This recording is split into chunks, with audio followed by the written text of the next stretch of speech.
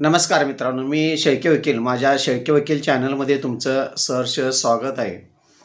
मित्रांनो, आजचा विषय जो आहे तो फार महत्त्वाचा आहे. कोर्टामध्ये video recording, audio recording, phone recording किंवा अन्य तुमचं इलेक्ट्रॉनिक कोणत्याही प्रकारचं रेकॉर्डिंग असेल, तर ते पुरावा म्हणून कोर्टामध्ये हजर करता येतं का? आणि जर करता येत असेल, तर कशा पद्धतीनं ते कोर्टामध्ये हजर केलं पाहिजे? या संदर्भात आजच्या व्हिडिओमध्ये आपण पाहणार आहोत मित्रांनो. मित्रांनो, ज्यावेळी कोर्टामध्ये काही केसेस तुम्ही दाखल करताय, मग समजा पुढच्या व्यक्तीचं तुम्ही ऑडिओ रेकॉर्डिंग केलं असेल, व्हिडिओ रेकॉर्ड केलं असेल, फोन रेकॉर्डिंग केलं असेल, WhatsAppवर काही मेसेज असतील किंवा अन्य प्रकारचं इलेक्ट्रॉनिक, मग तुमचं लॅपटॉप असेल किंवा अन्य काही प्रकरणावर किंवा फेसबुकवर म्हणा, इतर इंस्टावर असेल म्हणा, अन्य कोणत्याही इलेक्ट्रॉनिक जे माध्यम आहे, त्या माध्यमातून जो कोण तुमचा आरोपी असेल, प्रतिवादी असेल किंवा अन्य काही केसेसमध्ये तुमच्या विरुद्ध पक्षकार असेल, यांचं रेकॉर्डिंग असेल तुमच्याकडं किंवा जास्तीत जास्त मित्रांनो, पती-पत्नीच्या केसेसमध्ये अनैतिक संबंधाचे पुरावे हजर करावे लागतात. त्यावेळी जास्तीत जास्त मित्रांनो, ऑडिओ रेकॉर्डिंग, व्हिडिओ रेकॉर्डिंग किंवा इलेक्ट्रॉनिक माध्यमाचं रेकॉर्डिंग मेहरबान कोर्टात हजर करायचं नाही. हा पक्षकारांना, जो अर्जदार असतो, मग पत्नी असेल अर्जदार किंवा पती असेल अर्जदार, तर अशा फॅमिली मॅटरमध्ये जास्तीत जास्त मित्रांनो आपला दिसून येतं की ऑडिओ, व्हिडिओ आणि इलेक्ट्रॉनिक माध्यमाचं रेकॉर्ड कोर्टामध्ये हजर करण्याचा प्रयत्न करत असतात किंवा पक्षकारांना ह्या गोष्टी माहिती नसतात की रेकॉर्डिंग हजर केल्यानंतर ते कायदेशीर प्रूफ धरलं जातं किंवा धरलं जात नाही. यासाठी साधारण संभ्रमावस्था असते. तर मित्रांनो, सुरुवातीला मी तुम्हाला सांगेन की तुमचं ऑडिओ रेकॉर्ड असेल, व्हिडिओ रेकॉर्ड असेल किंवा फोन रेकॉर्डिंग असेल किंवा इलेक्ट्रॉनिक माध्यमाचं कोणत्याही प्रकारचं इलेक्ट्रॉनिक रेकॉर्डिंग जर असेल, तर मित्रांनो तुम्ही कोर्टामध्ये रीतसर आणि कायदेशीर हजर करू शकता. आता हे करत असताना कोणकोणत्या प्रकारची काळजी घेतली पाहिजे हे फार महत्त्वाचं आहे.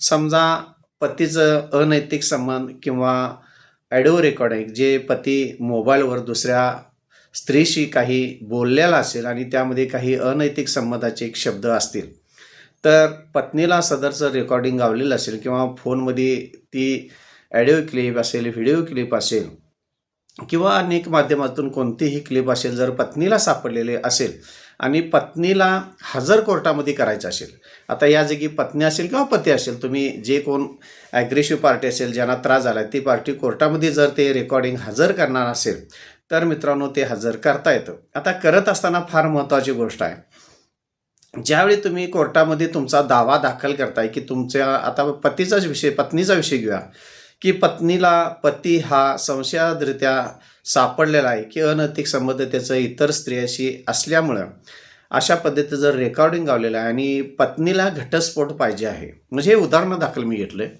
पत्नीला घटस्फोट पाहिजे आहे आणि तिनं कोर्टामध्ये घटस्फोटचा पतीविरोधात दावा दाखल केला आणि ग्राउंड कुठला घेतला आहे, तर अनैतिक संबंधाचा ग्राउंड घेऊन, अडल्टरीचा ग्राउंड घेऊन जर कोर्टामध्ये दावा दाखल केलेला असेल, तर त्यामध्ये पुरावा म्हणून जर त्या पत्नीला ऑडिओ रेकॉर्ड असेल, व्हिडिओ रेकॉर्ड असेल किंवा इलेक्ट्रॉनिक माध्यमाचं हे रेकॉर्डिंग असेल, फोन रेकॉर्डिंग असेल, तर त्या पत्नीला कोर्टामध्ये हजर करायचं आहे. तर अशा वेळी काय करायचं आहे की तुम्ही जो काय अर्ज घटस्फोटाचा कोर्टामध्ये दाखल केलेला असेल, तो नॉर्मलपणे रेग्युलर तुमचा जो काय पुरावा असतील किंवा जे काही कागदपत्र असतील, मग तुमचे लग्नाची सर्टिफिकेट असतील, लग्न कुठं झालं असेल, लग्नाच्या याद्या असतील, लग्नाचे फोटो असतील किंवा आधार कार्ड असेल, ही जी कागदपत्र तुम्हाला घटस्फोटाची दाखल करायची आहे, ती प्रथमतः तुम्ही ज्यावेळी केस दाखल करताय त्यावेळी ही कागदपत्र तुम्ही हजर करा. आणि त्यानंतर महत्त्वाची गोष्ट आहे, तुम्ही लागलंच तुमचा जो काय पुरावा हो, जो अडल्टरीचा सापडलेला असेल की ज्या स्त्रीशी तुमचा पती बोललेला आहे दुसऱ्या स्त्रीशी, आणि ते तुम्हाला रेकॉर्डिंग कोर्टामध्ये हजर करायचं आहे, तर जास्तीत जास्त रेकॉर्डिंग सुरुवातीला मित्रांनो अजिबात हजर करू नकोसा. तुम्हाला जर हजर करायचं असेल, तर पुरावा देण्याची टायमिंग ही कोर्टामध्ये एक वेळी येत असते, ती वेळ तुम्हाला समजली पाहिजे. तर सुरुवातीला दावा दाखल केल्यानंतर किंवा अर्ज दाखल केल्यानंतर सदरचा समन्स हा तुमच्या पतीला जाणार आणि पती त्याचं जे काय म्हणणं असेल तो कोर्टामध्ये मांडण्याचा प्रयत्न केला. फक्त तुम्ही त्याच्यावर आरोप केलेला असतं, की ह्या स्त्रीचे तुमचे संबंध आहेत, हे आहेत किंवा तुम्ही फोनवर बोलता. पण त्याचे सुरुवातीला तुम्ही कोणत्याही प्रकारचे पुरावे सुरुवातीला हजर करणं हे कायद्याच्या आणि तुमच्या केसच्या दृष्टिकोनातून फार धोकादायक आहे. हे पुरावे ज्यावेळी तुम्हाला मुद्दे निघतात आणि पुरावे हजर करण्यासाठी तुम्हाला कोर्ट सांगत असते, की तुमचे जे काही पुरावे हजर करायचे आहेत, मग त्यामध्ये सुरुवातीला तुमचा अफिडेव्हिट असेल आणि त्यानंतर मित्रांनो जे काही रेकॉर्डिंग तुम्ही केलेलं असेल, मग ते ऑडिओ रेकॉर्डिंग असेल, व्हिडिओ रेकॉर्डिंग असेल, तुम्हाला व्हॉट्सअपवरचं रेकॉर्ड असेल, अन्य कोणत्याही प्रकारचं जे काही रेकॉर्डिंग असेल किंवा इलेक्ट्रॉनिक माध्यमाचं XYZ कोणतंही रेकॉर्डिंग असेल, तुम्ही कोर्टामध्ये हजर करू शकता. आता हे कोर्टामध्ये हजर कसं करायचं बघा. समजा तुम्हाला पत्नीला तिचा नवरा दुसऱ्या स्त्रीशी बोलत्याला त्याच्या व्हिडिओमध्ये किंवा मोबाईलमध्ये जर एखादी क्लिप गावलेली असेल, मग ते ऑडिओचे असेल म्हणजे बोलतेले असेल किंवा व्हिडिओ बघणारे असेल, जर अशी क्लिप गावलेली असेल, बघणारी क्लिप असेल, व्हिडिओ क्लिप असेल, तर तो काय प्रॉब्लेम नाही आहे.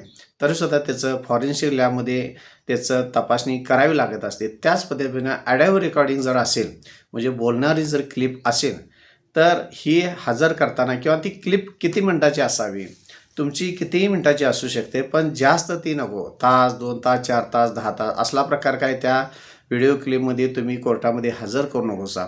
आणि सदरची क्लिप ही फॉरेन्सिक लॅबमधनं तुम्ही तपासून घेत असताना ज्या तुम्ही लॅबकडे तपासासाठी दिलेल्या असते मित्रांनो, त्यामध्ये जास्तीत जास्त 1 मिनिटाची क्लिप असावी किंवा त्याच्यापेक्षा जरा कमी किंवा जराशी जास्त असेल तर चालेल. कारण साधारण फॉरेन्सिक लॅबमध्ये तुमची व्हिडिओ क्लिप तपासण्यासाठी साधारण 1000-1500च्या वरती खर्च येत असतो आणि जितकी तुम्ही जास्त 15 मिनिटाची 30 मिनिटाची देणार आहे, त्यासाठी मग तुमचं 50,000 लाखात खर्च होऊ शकतात. त्यामुळं फक्त आवाज हा तो तपासणीत आला पाहिजे तुमच्या नवऱ्याचा आणि त्या स्त्रीचा, हे फार महत्त्वाचं आहे. आता अशा पद्धतीनं तुम्ही जास्तीत जास्त 1 मिनिटाचीच क्लिप देण्याचा प्रयत्न करा तपासण्यासाठी, म्हणजे तेवढंच तुमचं 1,500-2,000 खर्च येईल. आता काय होतंय बघा, तुम्ही जर समजा तुमचा नवरा एक 10 जणात बसला आहे आणि दुसऱ्या स्त्रीची बोलायला लागला आहे आणि 10 जणांचा आवाज ऐकू येतात आणि ती क्लिप तुम्ही कोर्टासमोर हजर करण्याचा प्रयत्न केला आहे, तर मला सांगा मित्रांनो, 10 जणांचा आवाज त्यामध्ये त्या पतीचा आवाज आहे का, कोणता आहे हे कसं ओळखून येणार? त्यामुळं व्हिडिओ क्लिप ही कोर्टामध्ये हजर करत असताना जास्तीत जास्त 1 किंवा 2 व्यक्ती असाव्या आणि त्या व्यक्तीचा आवाज तो तपासणीमध्ये पूर्णपणे समजून आला पाहिजे. अशा पद्धतीनं तुम्ही कोर्टामध्ये जी काही क्लिप असेल, ऑडिओ व्हिडिओ क्लिप असेल, ती हजर करत असताना योग्य रीतीनं व्यवस्थित हजर करणं गरजेचं आहे. किंवा एकापेक्षा 3 पेक्षा जास्त व्यक्ती असेल आणि कोणाचा आवाज कोणता आहे हे जर समजतच नसेल, तर तुम्ही जे काय रेकॉर्डिंग हजर करणार आहे ते चुकीच्या पद्धतीनं होऊ शकतं.